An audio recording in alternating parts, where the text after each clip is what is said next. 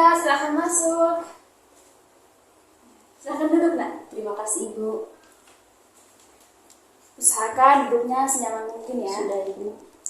Oke, sepertinya ini kali pertama kita bertemu ya? Betul Ibu. Oh iya, karena ini adalah pertama kalinya kita bertemu, jadi alangkah baiknya kita perkenalan dulu. Ya, Ibu. Perkenalkan, nama ibu kita. Di sini ibu sebagai konselor yang akan mendampingi adik untuk kegiatan konseling kita pada hari ini. Selanjutnya mungkin adik bisa memperkenalkan diri.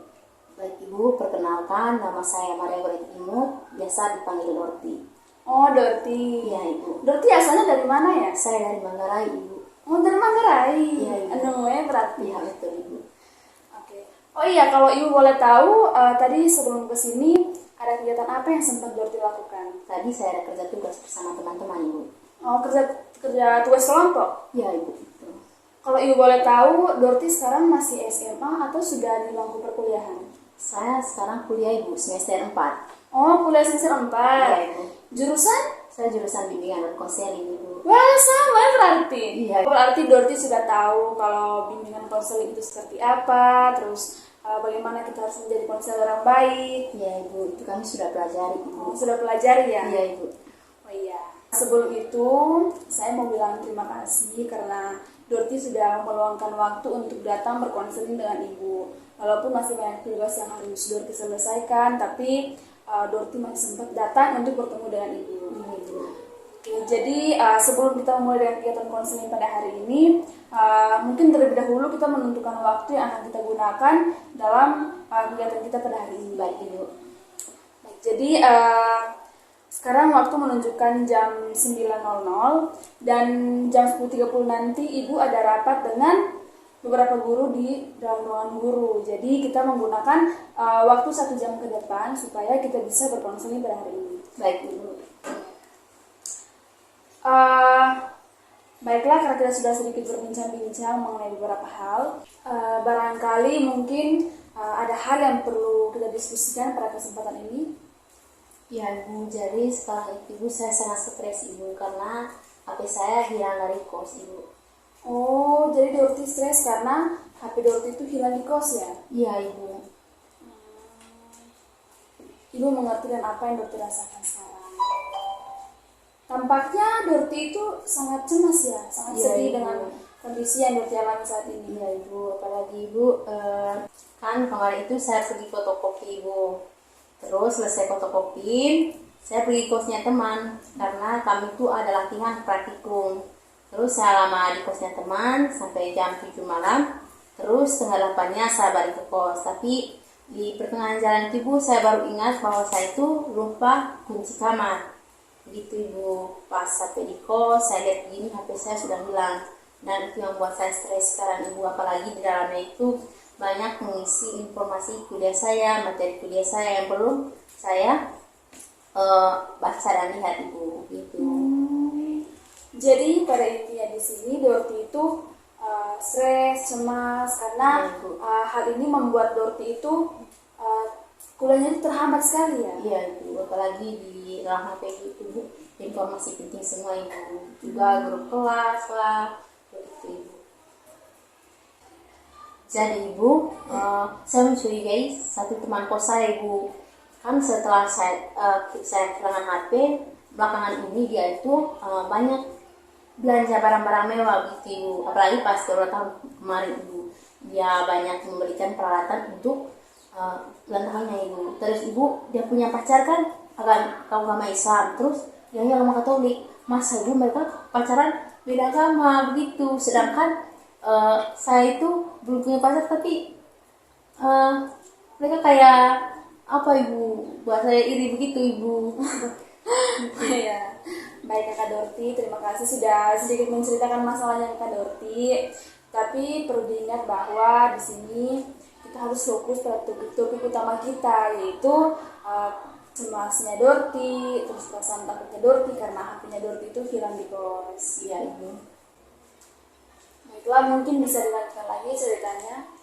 Baik Ibu, tapi Ibu saya misalkan lagi bahwa saya tidak menyerah Ibu, walaupun HP saya sudah hilang, tetapi itu bukan berarti saya menyerah begitu Ibu. Saya mencari alternatif lain sebagai pengganti HP supaya saya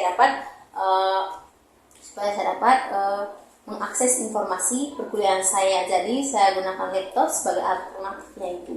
Oh, gunakan laptop ya? Iya Ibu. Wah, bagus sekali itu.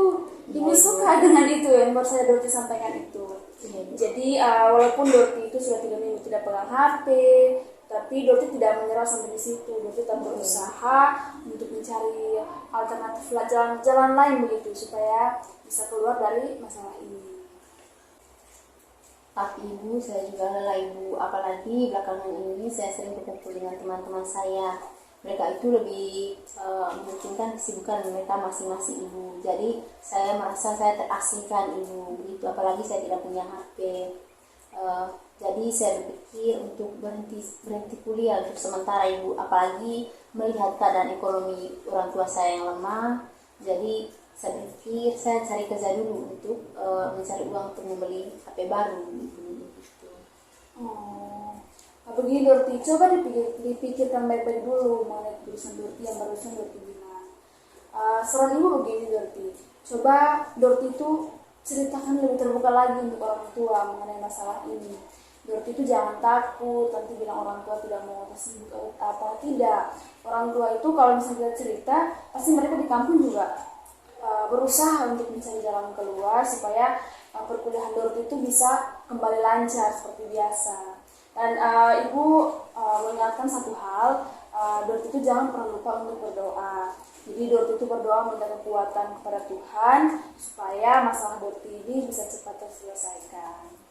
Ya Ibu, tapi Ibu saya masih takut Ibu. Saya takut mereka cemas Ibu jika mendengarkan hal ini Ibu. Jadi saya takut orang tua cemas Ibu. Tapi Ibu, saya masih takut menceritakan hal ini kepada orang tua saya Ibu. Saya takut mereka cemas Ibu, apalagi dengan ekonomi mereka yang sekarang sangat lemah. Jadi saya berpikir supaya tidak menceritakan hal ini kepada orang tua saya karena saya takut mereka khawatir dan cemas ketika mengetahui masalah yang saya alami saat ini Ibu. Oh, jadi seperti itu. Iya Ibu. Dorti mengatakan bahwa Dorti itu masih takut untuk menceritakan hal ini kepada orang tua. Dorti juga cemas apabila Dorti cerita kemungkinan akan terjadi sesuatu dengan orang tua. Iya Ibu. Oke, kalau begitu kira-kira menurut Dorti hal itulah yang membuat Dorti sampai saat ini tidak mau untuk menceritakan masalah Dorti kepada orang tua. Iya Ibu. Saya takut mereka kenapa-napa, apalagi mereka ekonomi lemah gitu Ibu. Lalu kira-kira apa usaha yang sudah Dorti lakukan selama ini agar bisa mengatasi stres dan juga kecemasan Dorti yang saat ini Dorti alami? Jadi Ibu, saya sudah berusaha semaksimal mungkin untuk menghilangkan stres saya itu. Saya lebih memilih untuk menyendiri di kamar begitu Ibu, di kamar kosan saya coba merenungi, berdoa gitu, bagaimana caranya agar saya tetap kuat begitu Ibu, walaupun keadaan saya sekarang ini tidak mendukung begitu Ibu. Lalu apakah setelah dengan Dorti melakukan hal tersebut, apakah bisa mengatasi stres dan juga cemas Dorti yang Dorti alami saat ini? Iya, bisa Ibu. Kamu bilang kamu bisa, tapi raut wajah kamu ini menunjukkan kalau kamu itu sedang tidak baik-baik saja. Ayo Dorti, coba ceritakan sama Ibu. Ceritakan yang sejujur-jujurnya. Ibu, sebenarnya apa yang saya lakukan itu Ibu maksudnya tidak dapat mengatasi apa yang saya rasakan saat ini Ibu. Saya sakit hati sekali Ibu. Mau bilang ke orang tua juga salah begitu Ibu. Sekarang keadaan tidak mendukung sekali begitu Ibu. Jadi saya rasa sekarang saya harus bersabar, banyak-banyak berdoa, terus jangan patah semangat. Baiklah Dorti, kamu itu wanita yang kuat, wanita yang mampu untuk berdiri sendiri, tidak bergantung dengan orang lain. Dan Ibu harap kamu juga harus banyak-banyak berdoa ya. Oke, karena waktu sekarang sudah menunjukkan pukul 10.15 dan sesuai dengan kesepakatan kita tadi bahwa kegiatan konseling kita akan berakhir pada 10.30. Jadi di sini ada beberapa poin penting yang Ibu ambil dari kegiatan kita hari ini, yaitu yang pertama, Dorti itu stres karena HP Dorti itu hilang di kos. Kemudian yang kedua, Dorti juga cemas karena ketika Dorti menceritakan hal ini takutnya terjadi sesuatu kepada orang tua yang ada di kampung. Kemudian yang ketiga itu Dorti sudah melakukan alternatif solusi untuk bisa keluar dari masalah ini atau menghilangkan stres dan juga cemas, tetapi belum berhasil. Tadi Dorti bilang Dorti harus menyendiri dalam kamar ya, tapi belum berhasil. Jadi menurut Ibu ketiga hal inilah yang merupakan poin penting dari kegiatan konseling kita pada hari ini.